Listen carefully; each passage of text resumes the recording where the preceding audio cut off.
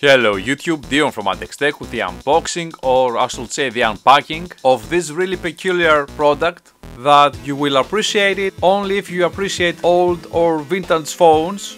Now, given that this comes from an OEM, it is only natural that you won't have any packaging. We have already unwrapped some of it, so here we have it. You can peel this off and check the product closely, and already you must have an audio jack, so this is a retro accessory for your smartphone, and already this looks like a speaker from an old retro phone. It's exactly the same. That was the type we had when there was corded phones in every house, and here we have it. Even the cord is coiled. That's a really great touch and detail. Now this comes with absolutely no manual and no any other information other than this here. That is the manufacturer in China, so good luck finding this one.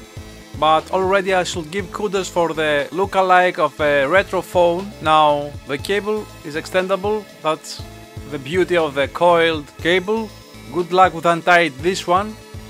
And we also have a microphone here, and what seems to have an answering key, and the quality of the plastic is not great. It is rubberized. That is a plastic that I hate. But here we have the answering key and an LED indicator. That's really great, and that incorporates all the audio jack features of a headset with this device that resembles an old phone. What it seems, the speaker also comes with a volume control with two keys for increasing and decreasing the volume. That's a really nice touch, but I really hate this plastic, and I can totally see dirt accumulating over time.